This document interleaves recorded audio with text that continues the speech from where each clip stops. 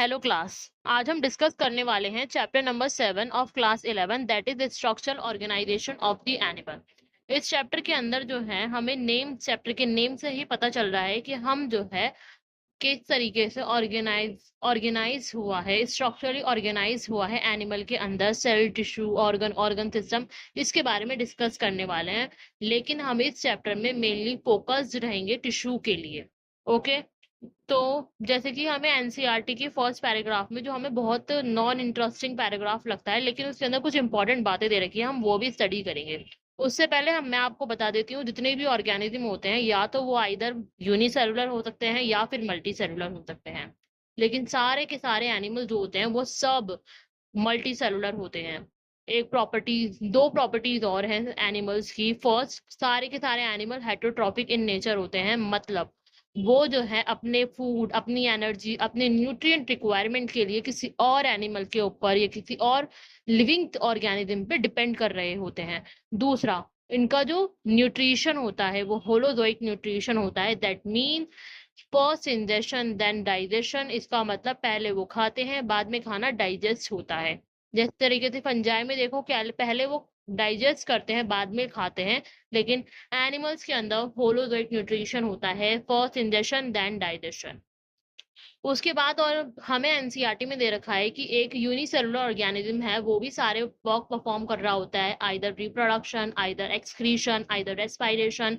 कुछ भी काम कर रहा हो वो एक पर्टिकुलर एक सेल भी परफॉर्म कर रहा होता है। और मल्टी सेलुलर ऑर्गेनिज्म जो होते हैं वो भी अपना काम परफॉर्म कर रहे होते हैं। लेकिन मल्टी सेलुलर ऑर्गेनिज्म के अंदर जो है डिवीजन ऑफ लेबर प्रेजेंट होता है, जिसकी वजह से वो एनिमल जो है अपना काम बहुत ही ज्यादा अच्छे तरीके से परफॉर्म कर रहा होता है। डिवीजन ऑफ लेबर का मतलब पर्टिकुलर एक सेल जो है, एक टिश्यू जो है, वो जिस सिस्टम का है, आइदर वो डाइजेस्टिव सिस्टम का हो, एक्सक्रीटरी सिस्टम का हो या रेस्पिरेटरी सिस्टम का हो, वो उसी तरीके से काम कर रहा होता है। फर्स्ट पैराग्राफ में हमें दे रखा है कि hydra is made up of 1000 number of cells. एक हाइड्रा जो है वो made up of 1000 number of cells. इस वर्ड को इतना इंपॉर्टेंट तो नहीं है, लेकिन फिर भी याद रख लेना कि 1000 नंबर ऑफ सेल से मिलकर बना है। और एक ह्यूमन बॉडी है वो बिलियंस ऑफ सेल से मिलकर बनी हुई है। अब टिश्यू की डेफिनेशन पर आ जाते हैं। मेनली हम इस चैप्टर में वैसे भी टिश्यू के बारे में फोकस रहेंगे। तो टिश्यू की डेफिनेशन में हमें दे रखी है कि सिमिलर सेल और aggregation of the cell along with the intercellular substances with perform with a specific function called the tissue। यानी कुछ सेल का एग्रीगेशन, यानी ग्रुप ऑफ सेल का एग्रीगेशन विद इंटरसेलुलर सब्सटेंसेस, वो कहलाया जाता है क्या?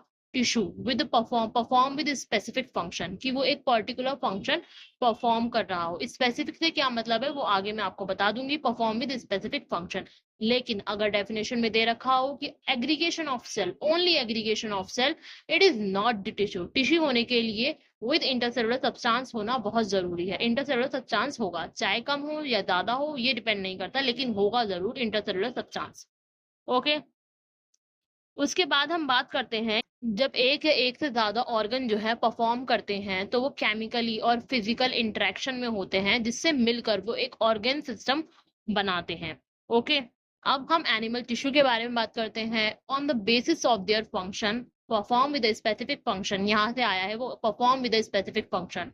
तो on the basis of their function tissue, animal tissue divided into 4 parts।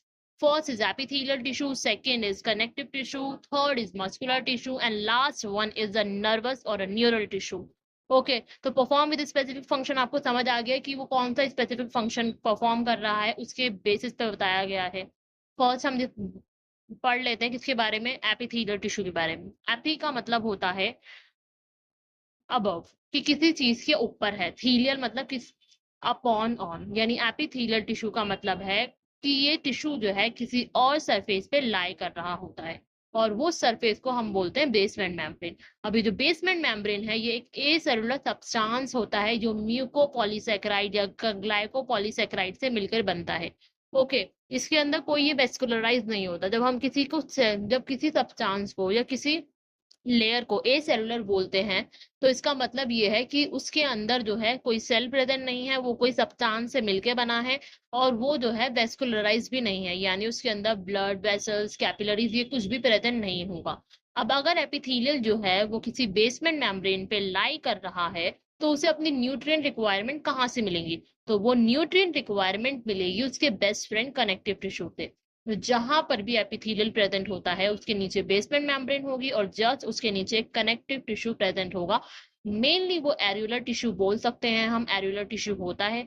Okay, तो वो हाईली वेस्कुलराइज होता है, उसमें ब्लड वेसल्स होती हैं, कैपिलरीज होती हैं, जिसकी डिफ्यूजन के थ्रू जो है एपिथेलियल के पास क्या पहुंचा देता है, उसके न्यूट्रिएंट रिक्वायरमेंट दे देता है। अब हम बात करते हैं आगे फर्दर, एपिथेलियल टिश्यू जो होता है इसके पास जो होता है लिटल, बिल्कुल कम अमाउंट में इंटरसेलुलर सब्सटेंस होता है। मैंने आपको पहले ही बोला था, ये मैटर नहीं करता कि इंटरसेलुलर सब्सटेंस कम हो या ज्यादा हो, लेकिन इंटरसेलुलर सब्सटेंस प्रेजेंट होगा। जैसे एपिथेलियल टिश्यू है, एपिथेलियल टिश्यू के पास जो है इंटरसेलुलर सब्सटेंस बहुत कम होता है, लेकिन कनेक्टिव टिश्यू वहीं पे देखें तो वहां पे बहुत ज्यादा अमाउंट में इंटरसेलुलर सब्सटेंस होता है। हम वापस अपने टॉपिक पर आते हैं। तो अब एपिथेलियल टिश्यू जो है वो फर्दर डिवाइडेड है। पहले हम पढ़ लेते हैं, हमारे पास दो टाइप के एपिथेलियल टिश्यू होते हैं, either it is simple epithelial and it is compound epithelium. जो सिंपल एपिथेलियल टिश्यू है वो फर्दर डिवाइडेड है थ्री पार्ट्स में, और हम फोर पार्ट भी कह सकते हैं, मॉडिफिकेशन को भी जोड़ ले, लेकिन हम मेनली थ्री पार्ट पढ़ते हैं। On the basis of their structure, structure के बेसिस पे जो है एपिथेलियल टिश्यू को थ्री पार्ट में डिवाइड किया गया है। First is the squamous epithelial, or also known as the pavement epithelium. Second is the cuboidal epithelial, and a third one is the columnar epithelial. जो squamous epithelial जो है वो irregular boundaries होती हैं, वो flattened structure का होता है, वो इतना फ्लैट होता है कि उसका न्यूक्लियस भी फ्लैट होता है। और ये एपिथेलियल जो है वो कहाँ प्रेजेंट होता है, वो वहां मिलता है जहां पे डिफ्यूजन बाउंड्री प्रेजेंट होती है, जैसे कि एल्वियोलाई हो गया, ग्लोमेरुलस हो गया, बॉमेंस कैप्सूल हो गया, यहाँ पे मिलता है क्या, डिफ्यूज, यहाँ पे मिलता है squamous epithelial tissue. Second one is the cuboidal epithelial. जो क्यूबॉइडल एपिथेलियल जो है वो हमें, पहला उसका स्ट्रक्चर जो होता है वो क्यूब लाइक होता है। क्यूबॉइडल एपिथेलियल का स्ट्रक्चर जो होता है वो क्यूब लाइक होता है। इसके अंदर जो न्यूक्लियस प्रेजेंट होती है वो सर्कुलर होती है। ओके, और ये कहाँ मिलता है, ये प्रेजेंट होता है जहाँ पे एब्जॉर्प्शन और सिक्रेशन का पार्ट हो। मेनली जो क्यूबॉइडल एपिथेलियल जो है वो हमारे एक्सक्रीटरी सिस्टम में नेफ्रॉन के जो ट्यूबुलर पार्ट है, जो नेफ्रॉन जो होता है it is the functional and the structure unit of the kidney, तो इसके ट्यूबुलर पार्ट पे मिलता है, जैसे कि पीसीटी डीसीटी यहाँ पे मिलता है। अगर मैं इसके मॉडिफिकेशन की बात करूं क्यूबॉइडल एपिथेलियल का, तो इसका एक मॉडिफिकेशन होता है जिसके ऊपर माइक्रोविलाई प्रेजेंट होता है। माइक्रोविलाई क्या होता है? अब अगर ये ब्रश बॉर्डर एपिथेलियल जो है क्यूबॉइडल एपिथेलियल, इसका जो प्लाज्मा मेम्ब्रेन है अगर वो फिंगर लाइक प्रोजेक्शन बना दे, यानी फिंगर लाइक प्रोजेक्शन बनाए प्लाज्मा मेम्ब्रेन से, जिसकी वजह से सरफेस एरिया इंक्रीज हो जाता है और एब्जॉर्प्टिव प्रॉपर्टी जो होती है वो बढ़ जाती है, यानी एब्जॉर्प्शन ज्यादा होगा, इसलिए इसे हम माइक्रोविलाई कहते हैं। और ये होता है पीसीटी के अंदर, डीसीटी में सिंपल क्यूबॉइडल एपिथेलियल होता है। Okay, next one is the columnar epithelial. जो कॉलमनार एपिथेलियल टिश्यू जो होता है वो कॉलम शेप का होता है। इसका जो न्यूक्लियस जो होता है वो ओवल शेप होता है, और इसका न्यूक्लियस जो है इसके बेस में प्रेजेंट होता है। ओके, इसकी प्रॉपर्टी भी सेम होती है, एब्जॉर्प्टिव और सिक्रीटिव प्रॉपर्टी होती है इसकी, और ये हमें मिलता है स्टमक और इंटेस्टाइन में। और वी कैन ऑल्सो से कि ये हमें मिलता है डाइजेस्टिव ट्रैक्ट में।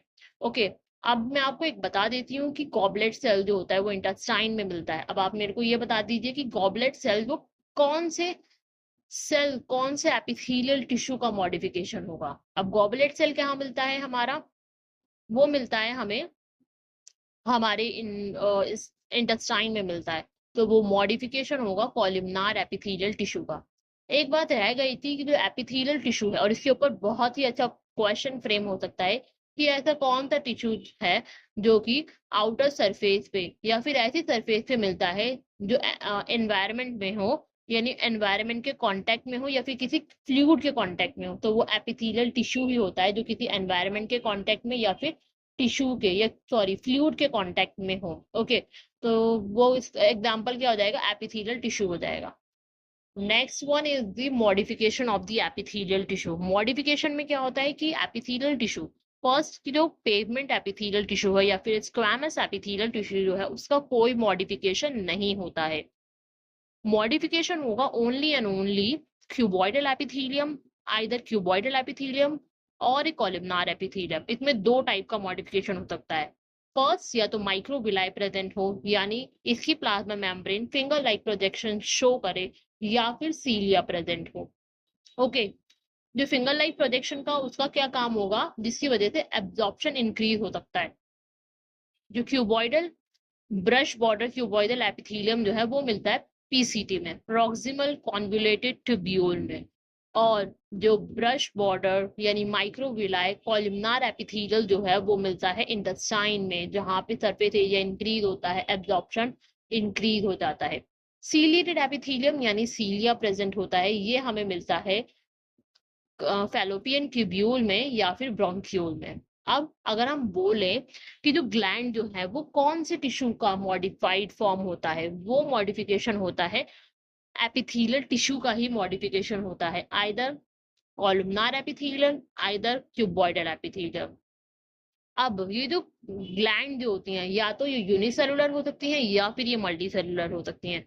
यूनिसेलुलर ग्लैंड के एग्जाम्पल हो जाएगा goblet cell, and multi cellular का एग्जाम्पल हो जाएगा सेलिवरी ग्लैंड। ओके, अब जो ग्लैंड्स हैं वो फर्दर डिवाइड हो सकती हैं, फर्दर डिवाइड होती हैं आइदर एंडोक्राइन ग्लैंड और आइदर एक्सोक्राइन ग्लैंड। जो एंडोक्राइन ग्लैंड जो होती हैं वो डक्टलेस ग्लैंड होती हैं, यानी उनके पास डक्ट नहीं होती हैं, वो अपना सिक्रीशन जो होता है वो डायरेक्ट ब्लड में सिक्रीट करती है। और जो एक्सोक्राइन ग्लैंड जो होती है वो जो है उनके पास डक्ट प्रेजेंट होती है, वो अपना सिक्रीशन जो है जहां भी टिश्यू को जरूरत होती है यानी जहां तक उसकी डक्ट जाती है वहां तक वो सिक्रीशन रिलीज करती है। ओके, यानी उसका एक पाथवे होता है।